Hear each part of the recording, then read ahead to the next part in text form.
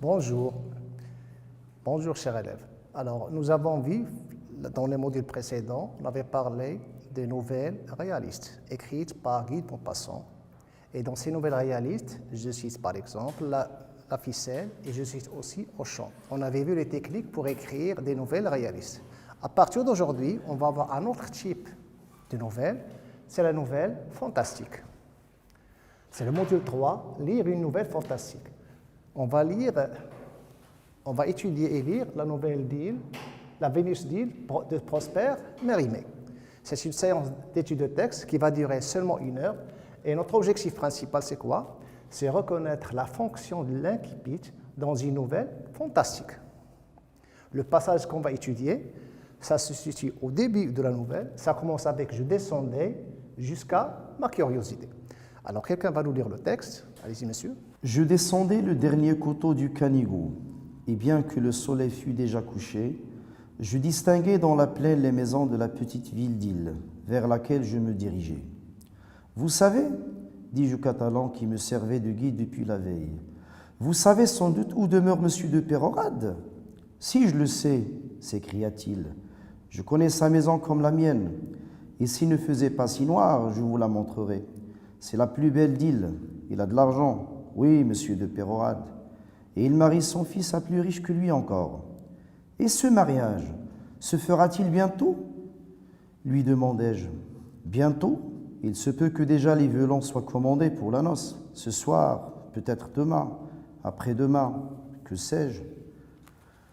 C'est à Pugary que ça se fera, car c'est mademoiselle de Pugary que monsieur le fils épouse. Ce sera beau, oui. J'étais recommandé à monsieur de Pérorade par mon ami monsieur de P. C'était, m'avait-il, un antiquaire fort instruit et d'une complaisance à toute épreuve. Il se ferait un plaisir de me montrer toutes les ruines à 10 lieues à la ronde. Or, je comptais sur lui pour visiter les environs d'Hill, que je savais riches en monuments antiques et du Moyen-Âge. Ce mariage, dont on me parlait alors pour la première fois, dérangeait tous mes plans. « Je vais être un trouble fête, me dis-je, mais j'étais attendu, annoncé par monsieur de P. Il fallait bien me présenter. « Gageons, monsieur, me dit mon guide, comme nous étions déjà dans la plaine, gageons un cigare que je devine ce que vous allez faire chez monsieur de Pérorade. Mais, répondis-je en lui tendant un cigare, cela n'est pas bien difficile à deviner. À l'heure qu'il est, quand on fait 6 lieues dans le Canigou, la grande affaire, c'est de souper. Oui, mais demain, tenez, je parierais que vous venez à Hill pour voir l'idole. J'ai deviné cela, vous voir tirer en portrait les saints de Serrabona. L'idole? Quelle idole? Ce mot avait excité ma curiosité. Alors, merci pour cette lecture donc, là, du passage. Alors, si je vous demande d'identifier le passage, qu'est-ce qu'on va dire? Alors, pour l'identification, que va-t-on dire?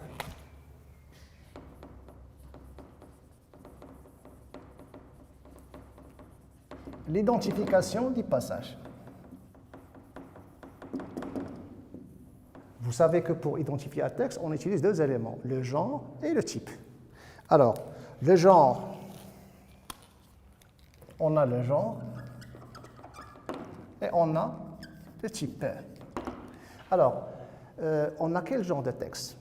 Vous pouvez trouver la réponse facilement dans le tableau. Puisqu'on avait parlé d'une nouvelle fantastique, peut-être qu'il s'agit d'un texte fantastique. Peut-être, on dit peut-être. Hein?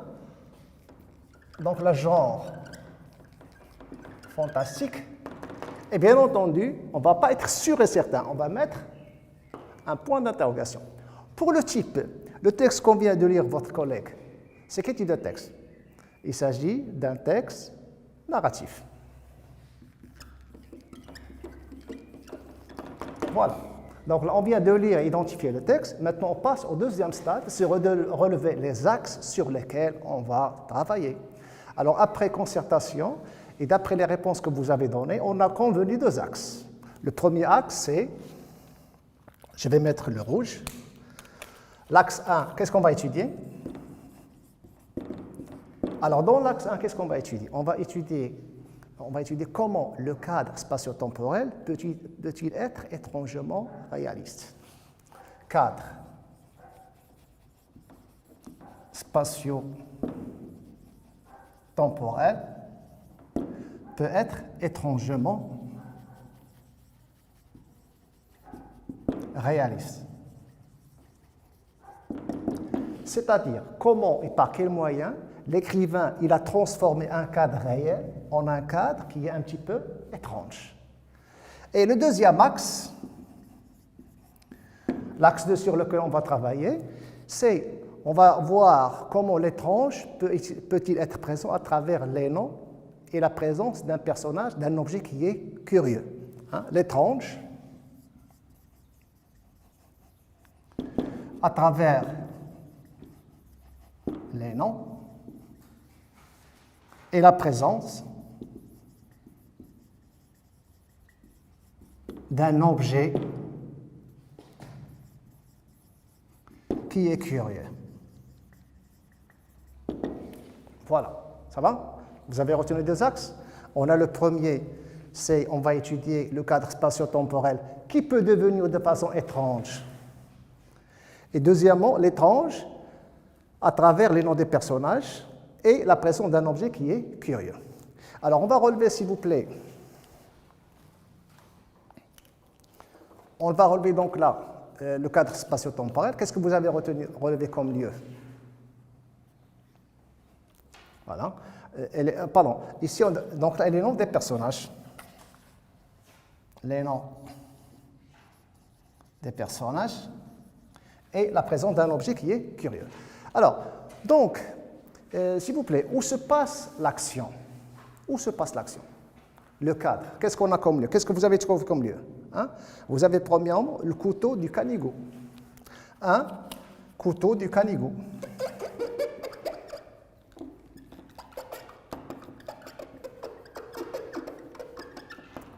Deuxième lieu, qu'est-ce qu'on a? Hein? Vous avez île. Donc là, c'est le nom d'une ville, île. Troisième lieu, qu'est-ce que vous avez? Qu'est-ce qu'on a d'autre? Troisième lieu, est-ce qu'il n'y a pas un autre lieu? Il n'y a pas de lieu. Hein? On a maison, mais maison, est-ce qu'il y a un côté mystère dans la maison? Peut-être, on va voir ceci lorsqu'on va étudier donc là, la nouvelle. Alors, donc là, le couteau du caniveau et île. Alors, ces noms, est-ce que ce sont des noms qu'on a l'habitude d'entendre? C'est un petit peu, donc la résonance un petit peu mystérieuse. Peut-être ici, le lecteur, il est un petit peu déstabilisé lorsqu'il entend, donc là, ce genre de mot, le caniveau par exemple. Hein? Donc, c'est-à-dire, on est un petit peu déstabilisé. Pour les noms, alors les noms que vous avez, qu'est-ce qu'on a comme nom? On a premièrement les noms, qu'est-ce que vous avez? Vous avez, hein, le premier c'est monsieur, il y a un personnage qui s'appelle Monsieur de P.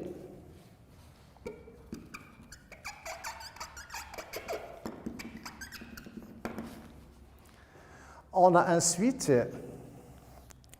donc là, Monsieur de P. On a ensuite Mademoiselle Puyaric, c'est un petit peu, donc, et on a aussi Monsieur Péorade.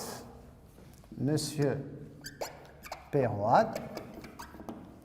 Et on a ensuite, voilà, et Monsieur de Péorade. Donc là, Mademoiselle Puyaric. Alors, je vais revenir, s'il vous plaît, j'ai oublié quelque chose pour le temps. Donc là, j'ai indiqué le lieu et j'ai oublié le temps. Le temps qui est un indice très essentiel, que j'ai donc là oublié. Alors, pour le temps, qu'est-ce qu'on a? On a premièrement, qu'est-ce qu'on a? Vous avez le coucher, le soleil fut déjà couché.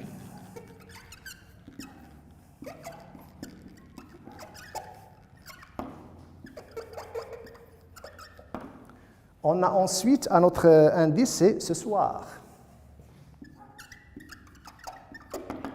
Alors, s'il vous plaît, est-ce que le choix de ces indices, est-ce que c'est comme ça fortuit?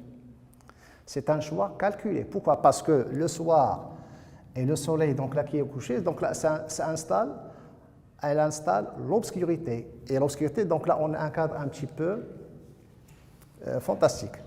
Alors, revenons donc là au personnage. Vous avez M. de P, vous avez M. Péorade, et vous avez qui d'autre? Est-ce qu'on a d'autres? Oui? On a un personnage qui est Mademoiselle Puyaric.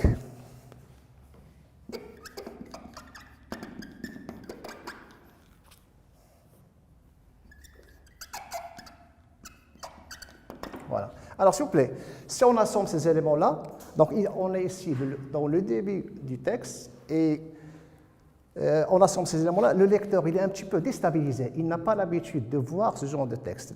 C'est-à-dire pour lui, ce sont des éléments un petit peu déstabilisants. Parce qu'on a le lieu qui a des résonances bizarres, comme le ganigo. Vous avez donc là le temps, c'est-à-dire qui est proche du soir. Et vous avez des personnages un petit peu qui sont mystérieux, comme M. de P qui ne veut pas donner son nom. Et vous avez un nom un petit peu à résonance bizarre, Mademoiselle Piarik. Alors, tous ces éléments-là font que le lecteur, il est un peu déstabilisé. Alors, c'est pour ça qu'on va partir maintenant vers la synthèse. Alors, comme synthèse,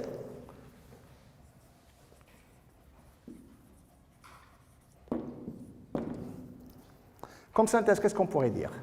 On pourrait dire tout simplement, alors, récapitulons, qu'est-ce qu'on avait vu? Que on peut, dans un texte, le début de ce texte, on peut placer des éléments d'étrangeté fantastique en utilisant un cadre spatio-temporel étrangement réaliste et aussi en utilisant des noms avec des résonances un petit peu bizarres et la présence d'un objet qui est curieux, que j'ai oublié de souligner et qu'on retrouve à la fin. Alors, quel est cet objet? C'est quoi? C'est l'idole. Qu'on avait oublié, l'idole. Alors, pourquoi cet objet il est placé à la fin?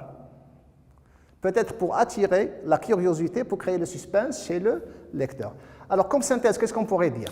Que, en utilisant des éléments réalistes, on peut parfois créer une ambiance fantastique. Hein?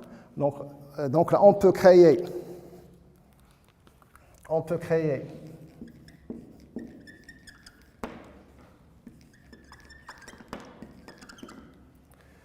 un cadre réaliste, un cadre, pardon, fantastique,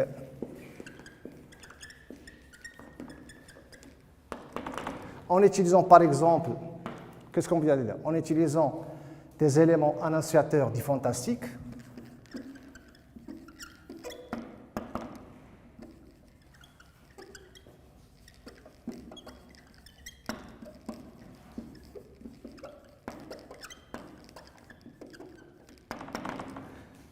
et ensuite en utilisant donc là une imprécision dans le temps et du lieu, élément indice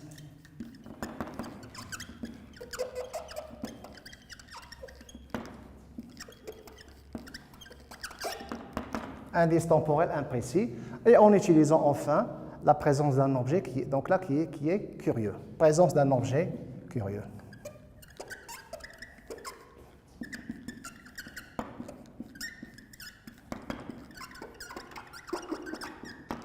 Un objet curieux, voilà. Merci.